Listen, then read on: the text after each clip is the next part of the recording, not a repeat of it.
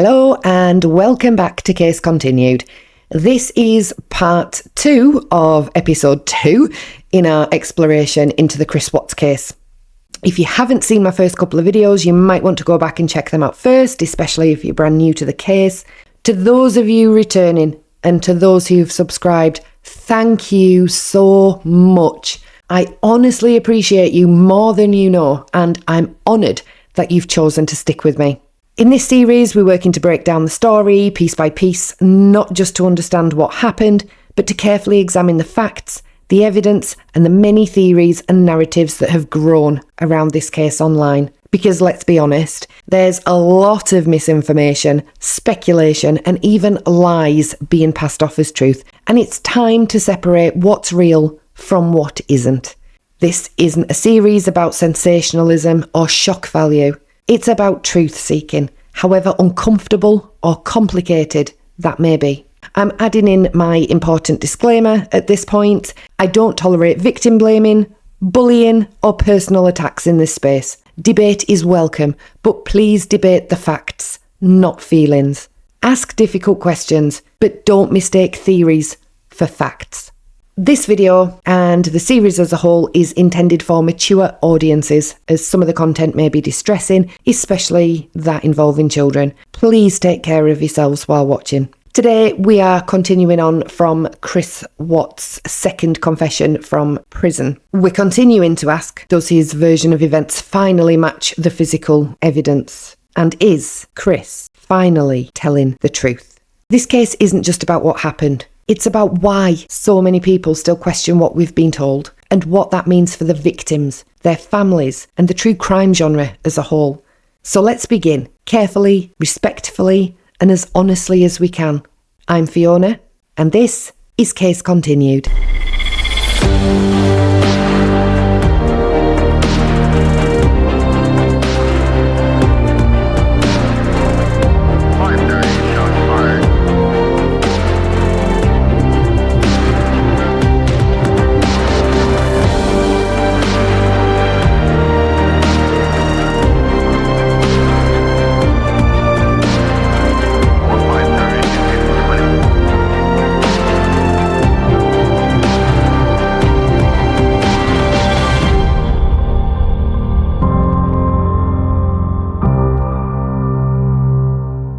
After his chilling second confession from prison, you'd think the story of Chris Watts had ended, but it didn't. Just months later, Chris began writing letters from his prison cell to a woman named Cheryln Cadle, a grandmother of 11, author, and a devout Christian who claimed she wanted to understand the mind of a killer. What he sent her in nearly a dozen handwritten notes and chilling passages changed everything we thought we knew. This is the story of Chris Watts' secret prison letters and the horrifying truths he may have only confessed to one person. In 2019, Cheryln Cadle reached out to Chris at Dodge Correctional Institution in Wisconsin. At first, Watts ignored her, but a month later, he responded. What followed was a stream of letters. Cheryln would go on to publish these letters in her controversial book, Letters from Christopher. All right, let's talk about those letters themselves. These weren't just short notes or prison ramblings. Chris was writing full confessions, reflective, poetic in a really creepy way, and honestly, deeply manipulative. One of the first major bombshells, he admitted to trying to kill Shanann before the night of the murders. He says he gave her oxycodone while she was pregnant to try and make her miscarry baby Nico. Just let that sink in for a second. Then he tells Cheryln that the murders were planned, not something that happened in a moment of rage. He wrote, I knew exactly what I was going to do, and I knew how I was going to do it. That completely contradicts what he told the police when he said it wasn't premeditated. One of the most heartbreaking things in these letters is what he says about the girls, Bella and Celeste. Chris claimed, and again, this is chilling, that he actually thought about sparing them after he killed Shanann. But then he says they saw what he did, and that, in his twisted mind, meant that they couldn't live. Coldly, clinically, he tells Cheryln how he killed Celeste first, and then Bella, who fought back and begged, "Daddy, no." Just like he told the FBI, only this time there's more. He describes the moment like it happened in a dream. He says he felt possessed, like evil was crawling through him. He told Cheryln he felt a darkness enter him that morning, like he was being led by something else. And yes, he talked about Nicole Kessinger too. A lot. He told Cheryln that Nicole made him feel alive, that she was like a spell, some kind of temptation from the devil. He wrote, "I was under her control. She made me feel like a man again." But then he flips the script and says, "No one made me do this. I made these choices." So it's this constant back and forth, part of him blaming Nicole, part of him blaming dark forces, and part of him trying to take responsibility, but not really owning it in a real emotional way. Now here's where it gets complicated. Some people believe that these letters are Chris finally being honest, that behind bars, with no one left to impress or protect, he just laid everything bare. But others, and honestly I tend to agree with them, see these letters as just another manipulation. Think about it. Cheryln is a religious woman, an up-and-coming writer, someone who believes in redemption, and Chris plays right into that. He quotes the Bible, he talks about spiritual warfare, he says he's a changed man, but at the same time, he's still trying to control how we see him. In one letter, he says, "I want to tell my story, not to gain sympathy, but so people understand how this can happen." But let's be honest, that sounds like someone very aware of his audience. And look, we can't talk about this without mentioning the controversy around Cheryln Cadle herself. Some people really questioned her intentions. Was she trying to understand the psychology of a killer, or was she capitalising on a horrifying tragedy for book sales? She published Letters from Christopher in 2019, and it immediately sparked backlash, especially from Shanann's family, who said it re-traumatised them and gave Chris a platform he didn't deserve. It's a fair question, but whatever you think of Cadle, her letters pull back the curtain on a side of Chris Watts we hadn't seen before. But, who actually is this woman, Cheryln Cadle? Prior to writing the book Letters from Christopher, The Tragic Confessions of the Watts Family Murders, Cheryln had not established any notable presence in the literary world at all. Her background includes working in various administrative roles, but there's no evidence to suggest that she had any professional training in writing or editing. Clearly not in editing, which we will cover in a minute. Letters from Christopher presented itself as a compilation of letters from Chris. However, the book has actually been widely criticised for its lack of original content, with many reviewers noting that it largely reiterates information already available in public records and media reports. Predominantly the almost 2,000-page discovery, which in the book she kind of just copies and pastes verbatim. The book, not just in my opinion, but in the opinion of a lot of other people, was actually horrendously written. We're not just talking poor writing quality, we are talking almost impossible to read in places. Readers have pointed out numerous grammatical errors, spelling mistakes, and inconsistencies. The thing that really stuck out to me personally was she wasn't even getting names right. She was referring to Bella as Belle, Belle. She also didn't manage to actually spell Ruzek correctly. Additionally, factual inaccuracies like the incorrect identification of the location of the bodies have been highlighted. And these issues suggest a real lack of professional editing and attention to detail. No serious up-and-coming author would allow this book to go to print in the mainstream while it was almost in rough draft copy. The reception of Letters from Christopher has been overwhelmingly negative. Many readers, including myself, and I paid quite a lot of money to get it over here in the UK, Many readers have expressed disappointment over the book's content, citing its reliance on previously known information and its failure to provide any new insights into the case. Critics have also taken issue with the author's portrayal of Chris Watts, with some feeling that the book attempts to humanise him inappropriately. Cheryln has stated that her motivation for writing that book was to understand the psyche of Chris Watts and to explore the factors that led to the tragic events. However, despite the book's lack of original content and critical analysis, many have questioned whether her primary motivation was actually just financial gain. The self-published nature of the book and its subsequent sales suggests that profit may have been a significant driving factor. In addition to the criticism regarding the book's content and quality, Cheryln Cadle also faced legal challenges related to allegations of plagiarism.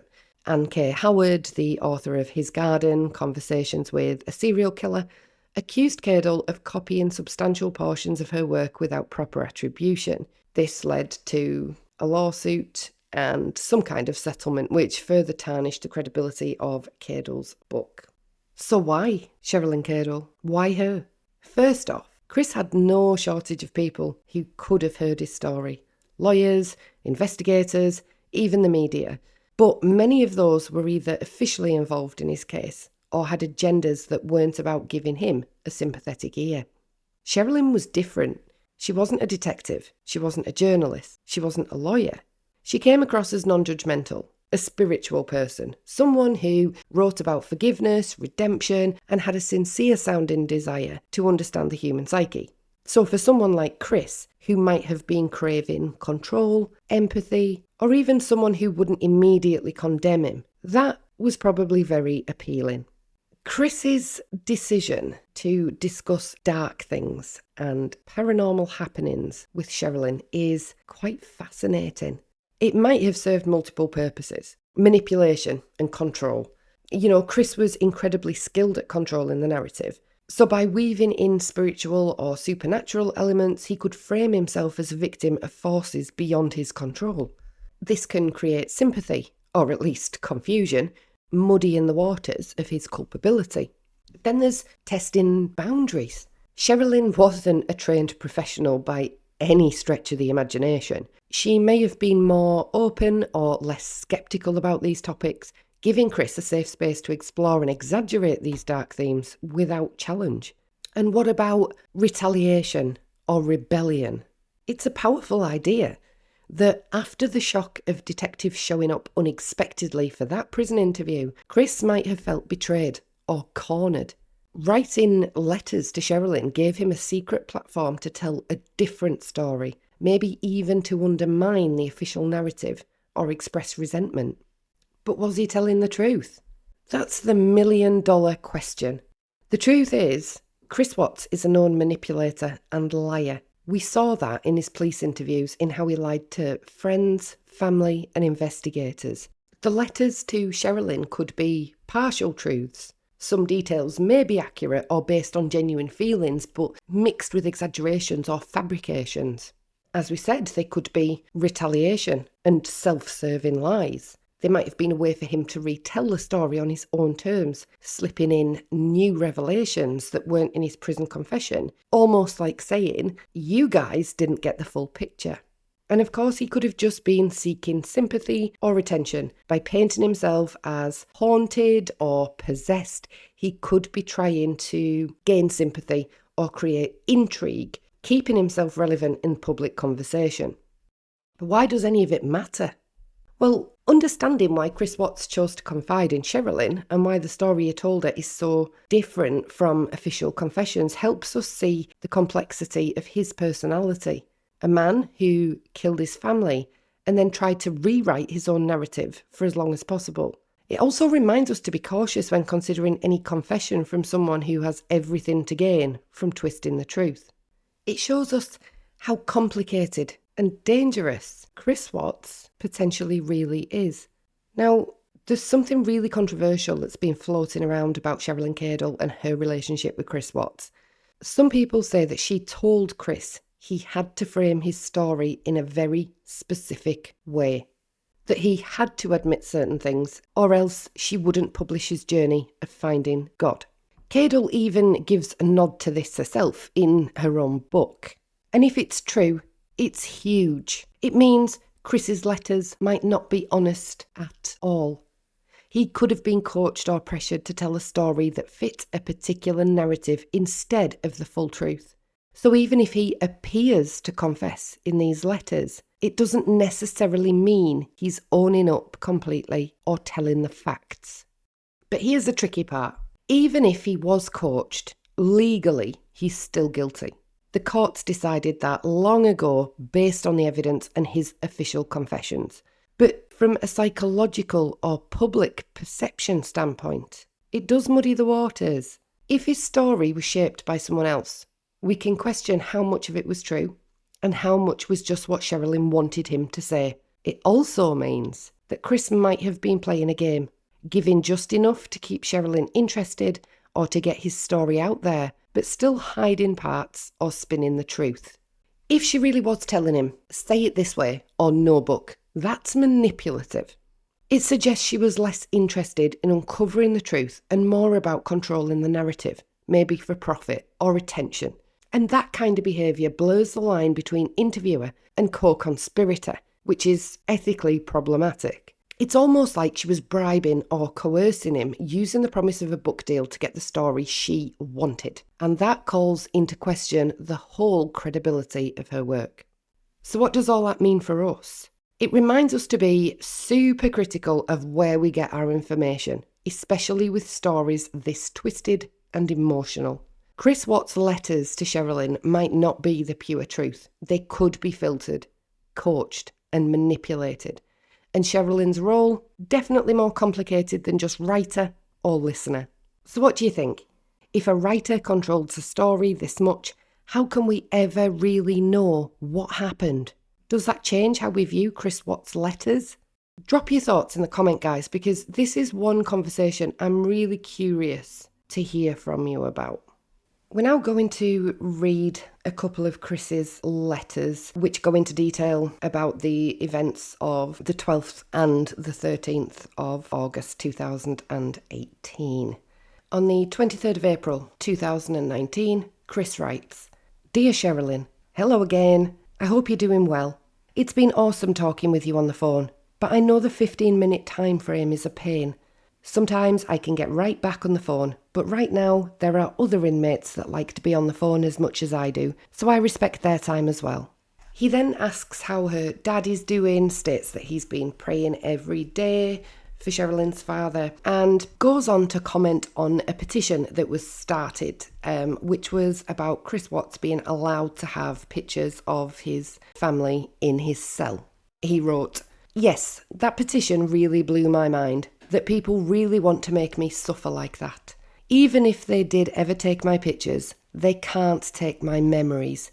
An inmate from another institution wrote me about that subject and said, if they take your pictures, they would need to take the pictures from the other 500 to 600 people that have their family pictures up on their cell convicted of the same act." He continued, "Do I feel like I should be incarcerated? For the act I committed, I most definitely think so. Do I imagine myself ever doing anything like this or be a danger to society? I most definitely think not. If I were to ever be released, I know I would go straight to a missionary and start going to jails and prisons and help inmates. If God led me to be ordained, I would go that route as well, possibly even be a chaplain. Maybe the laws will change one day.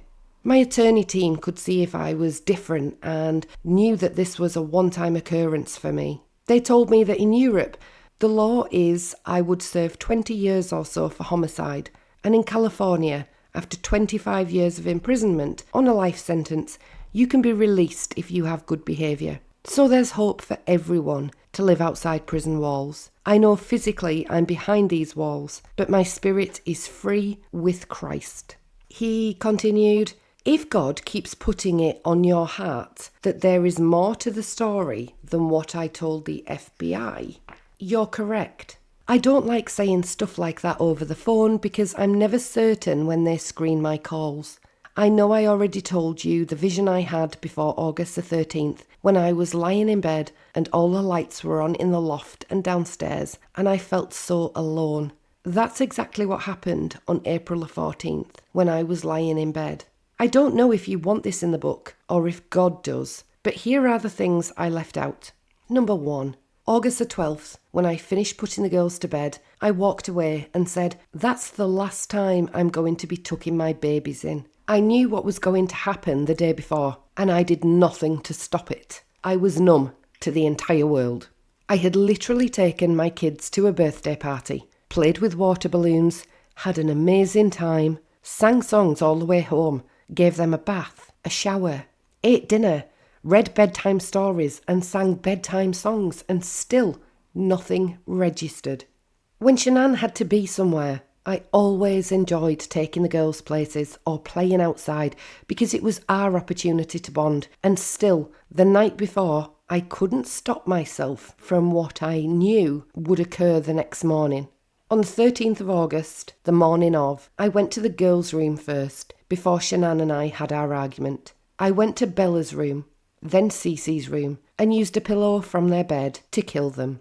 That's why the cause of death was smothering. After I left Cece's room, then I climbed back in bed with Shanann, and our argument ensued.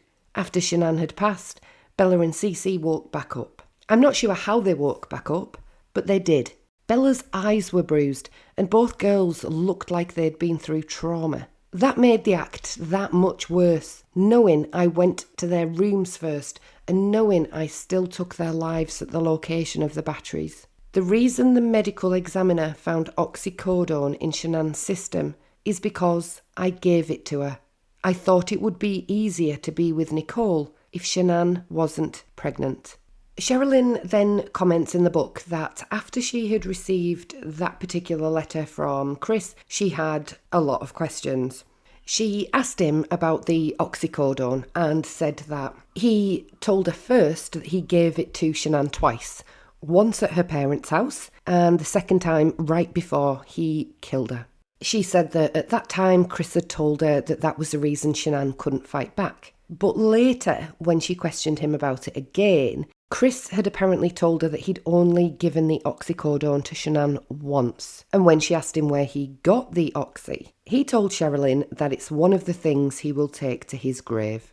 Chris continued in his letters, 1 minute we would talk about downsizing the house, that's obviously him and Shanann, and getting something more affordable in a more affordable town. Then we would go back to me telling her I was going to get an apartment and move out on my own for a while. Shanann started crying because she did not want to separate, telling me she loved me. I hate so much that I came back to her with, I don't love you and I'm not compatible with you anymore.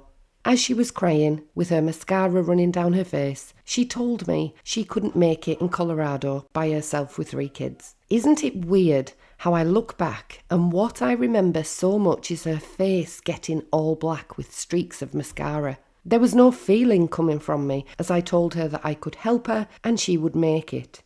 What kind of a man or father could callously say that to his pregnant wife who is almost begging to keep her family together? Then she became very angry and was very upset and told me if I left her, she would not allow me to see the kids. She was used to getting her way, and when she wasn't, she would revert as always to anger and threats to get what she wanted. This time though, I was not giving in to her demands. That's when my anger for her began. Years of her telling me what to do and what not to do, keeping me from my own family for sometimes months at a time, were over. Keeping me in the background was over. All the weeks of me thinking about killing her, and now I was faced with it. When she started to get drowsy, I somehow knew how to squeeze the jugular veins until it cut off the blood flow to her brain, and she passed out. It was even easier than the girls. She lay there and didn't fight back. I held the jugular for what seemed like a very long time. I watched my hands and thought I should take them off her neck, but I couldn't. I knew if I took my hands off of her, she would still keep me from Nikki. They asked me why she didn't fight back. It's because she couldn't fight back. Her eyes filled with blood as she looked at me, and she died. I knew she was gone when she relieved herself. I was wrapping her up in the bedsheet when the girls came walking into the room. I didn't know how it could be possible, but they were both up and walking around. I knew if Nikki and I were going to be together, I had to kill all of them. I wrapped Shanann in the sheet and Bella kept asking me what was wrong with Mommy. Both girls started crying. Both girls looked like they had been through something. I knew it was because of being smothered. I could not comfort my girls. I had no desire to. I think I told her Mommy would be okay. She just didn't feel good. I tried to carry Shanann down the stairs, but I lost my grip on her twice and she was too heavy for me to carry. She fell to the floor and I ended up kind of sliding her down the stairs. The girls were just kind of running around the house and watching me with scared looks on their faces. Bella started to cry, and when she did, Celeste started whimpering. What a nightmare this was. This is the reason I killed them first, so they did not have to witness any of this. I wanted to take them peacefully and make it so much easier for them and for me. Now, I didn't know what I was going to do. I got Shanann down the stairs and laid her by the back door. I ran outside and backed my truck up in the driveway. As I was moving the truck, I realised that everything I had thought about was about to be completed. I was angry with the girls that they were up and awake, and I felt anger for Shanann that I could have killed anything that got in my way. My hands were shaking so hard and my knees were buckling under me. I felt like I was seeing through a dark screen. It was too late. I was in this nightmare and it wouldn't let me out. I realise now that the girls getting up and walking around may have been God's third attempt to stop what I was doing. It was too late though. I couldn't stop. Something had taken me and I couldn't pull back from it. I gathered my things that I would need, such as my lunch, a shovel and a rake from the garage, and something wanted me to take the gas can from the garage.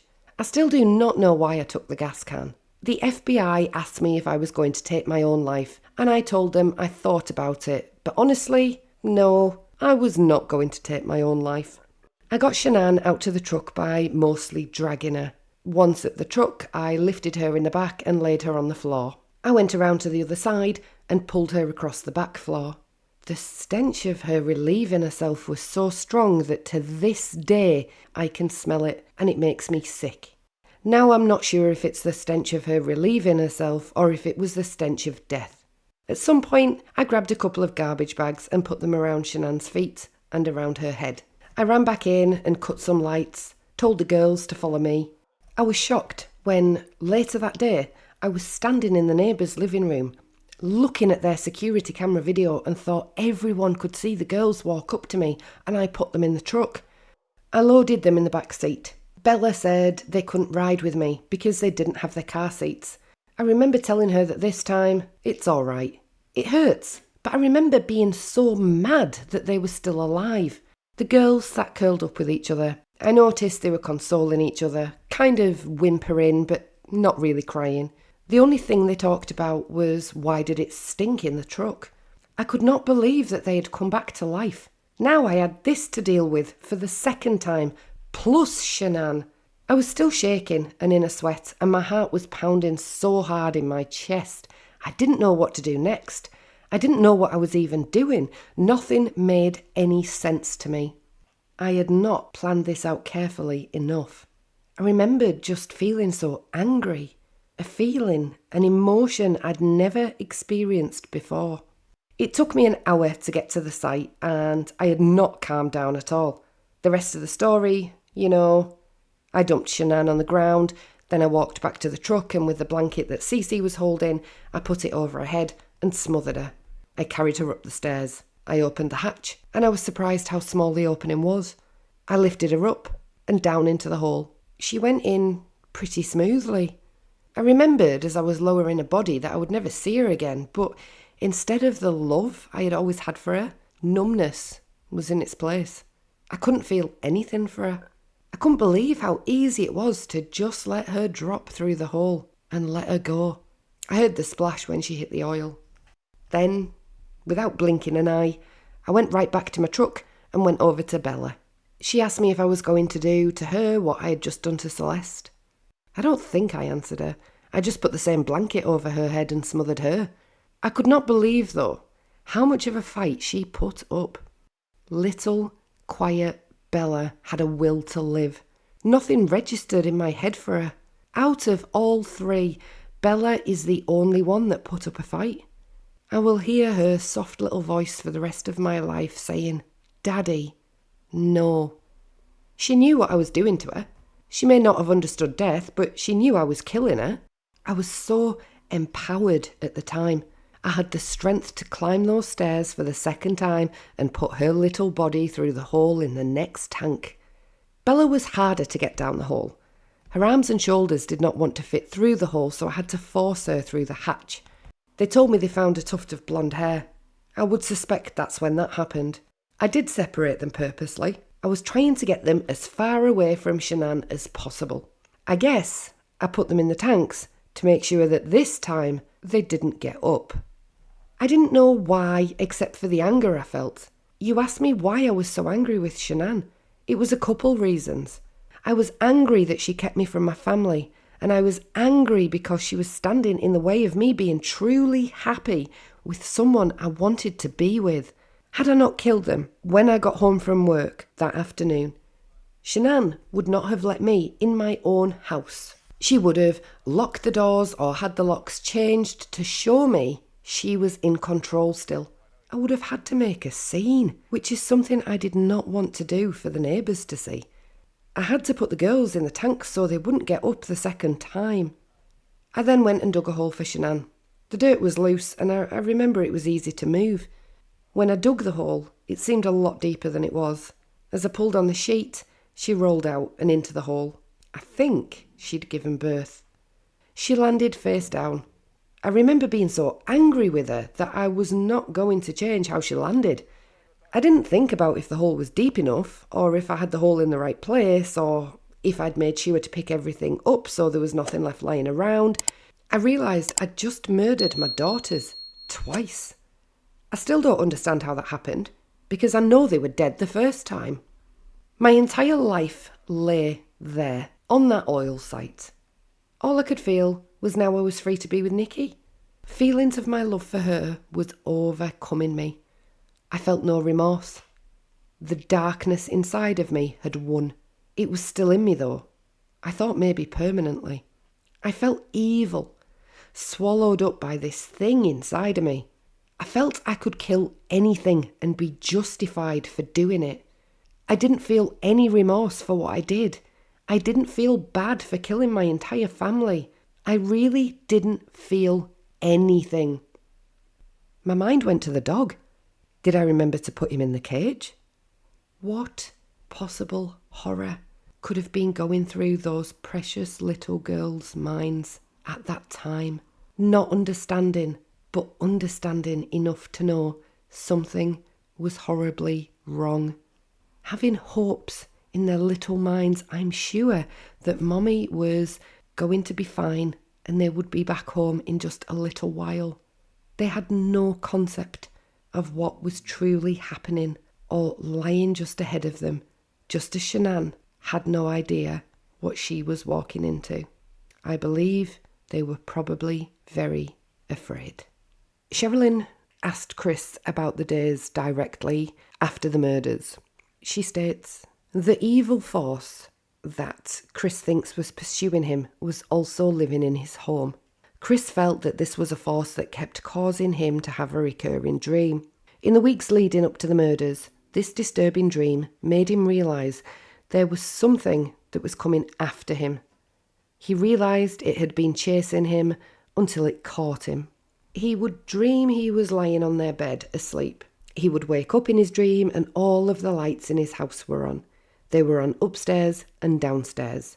Then, in his dream, he would realise he was all alone, that his family was gone and it was just him.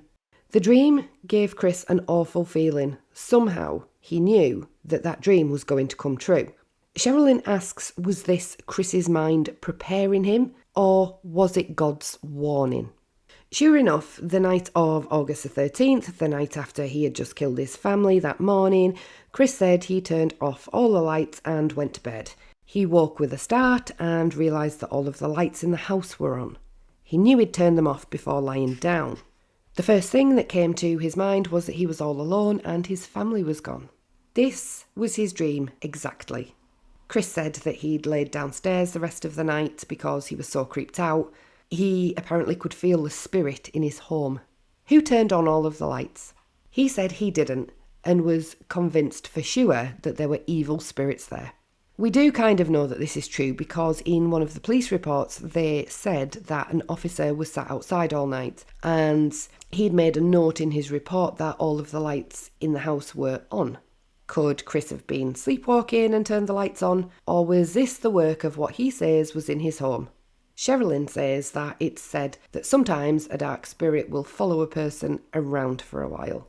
Chris, being quite obsessed with having a darkness inside him, wrote quite a strange letter to Cheryln, which we're going to read now. I arrive at the Weld County Jail the night of August the 15th. I get booked, fingerprinted, and my picture taken, and then escorted by a deputy and 2 technical officers to the unit I'm staying in. One of the officers, as he's slamming my door shut, says, "Good luck." I'm standing there, alone in the darkness. The only light was that of a dim nightlight used for the guards to check on you. I'm standing there, wondering if this is my normal life for the rest of my life. I lay down in the bunk in my turtle suit, as I'm in their suicide watch pod, and just stare off into the darkness. Nothing is adding up, and it feels like none of this can be real. To my astonishment, I look in the front corner of my cell and see 2 dark figures standing there. I thought, okay, this is my eyes playing tricks on me. So I closed them and opened my eyes again, and yet they are still there. As I focus more intently, I can see one is male and one is female.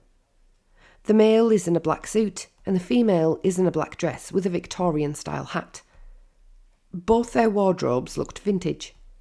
Their faces were ash-coloured and almost familiar, until the familiar feeling turned into a sure thing. This was my grandfather and grandmother on my mom's side. Their faces being unmistakable now, I almost want to move closer to them when their eyes opened in unison. They motioned me towards them, but I was frozen and knew I didn't want to go towards them. Their eyes were red as blood, crimson. This eerie feeling came over me as I had 4 eyes staring back at me, as if piercing my soul in a bad way. The only problem was, I felt like I was in a trance and I had to keep eye contact. Somehow, they would not let my eyes move off of them. I felt like I needed to go over to them as the one motioned his hand for me to come near. But all of a sudden, something broke the trance. I looked away and looked back, and the corner of my cell was empty. The pair was gone. I obviously couldn't sleep much after this event, thinking this type of visit would only get worse if I let my guard down. I knew without any doubt this was part of what was inside me. It completely freaked me out. I realised I did have a demon inside of me. Now what was I going to do? This is really quite interesting. There's a lot to unpack with this. It's absolutely bizarre. How on earth have we got his grandfather and grandmother appearing to him as almost demonic entities? There's just too much going on here. It sounds absolutely ridiculous for a kick-off, but we are going to break it down a little bit further on in this video. Now we're just going to look at another letter which Chris sent to Cheryln.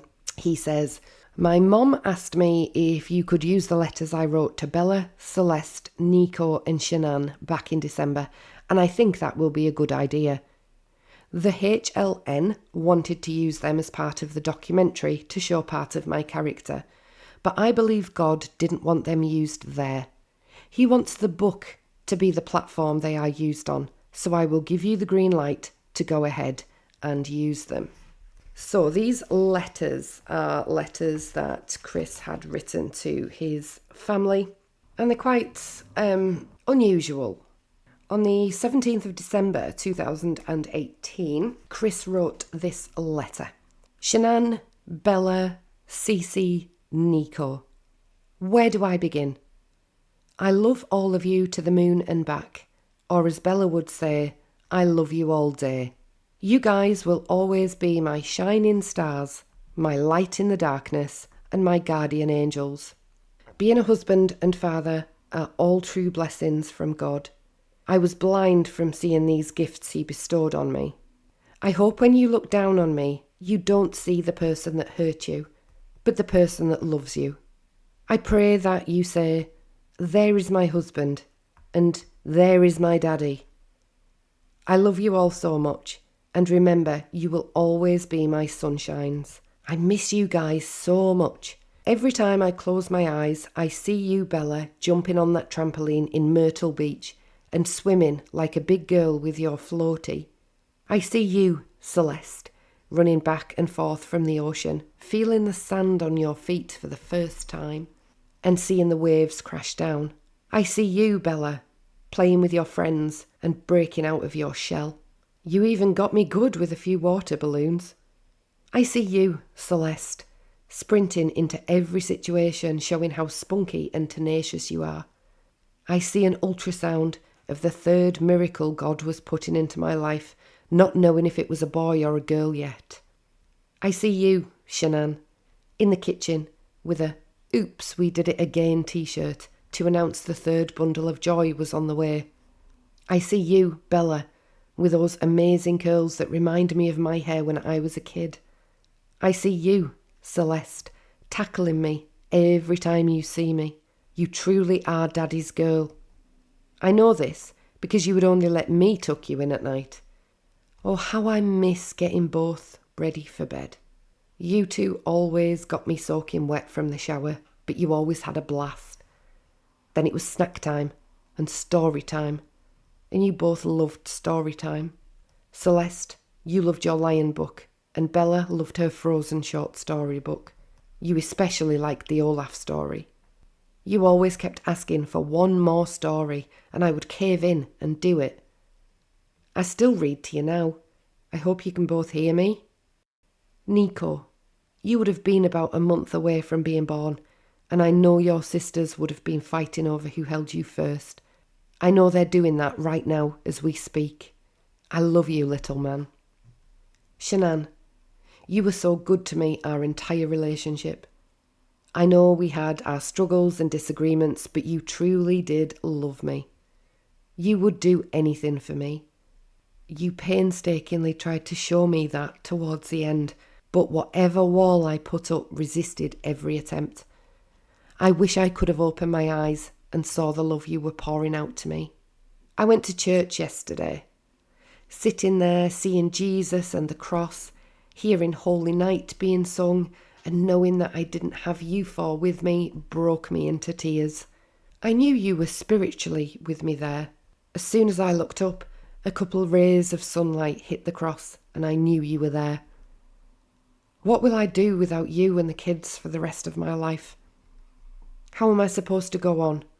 You were my everything, and I took that all away. I don't know why my love for you wasn't stronger than the evil force. There will be more birthdays, graduation, Christmas, Easter, holidays you made so special, weddings, funerals, as life goes on, and those days will be torture not having you here with me. We didn't get to see our girls and little boy grow up. It's my fault. I was given the responsibilities to take care of you all, watch over you, make sure no one or nothing hurt you, and I'm the one that hurt you myself. I cry out to God sometimes. Why? Why did this happen? I would rather have chosen death than to have hurt you all. With Christmas a week away, I have something to confess. Your daddy was Santa Claus, and I'm going to miss every second I got to put on that suit. The smiles and excitement on your faces were priceless.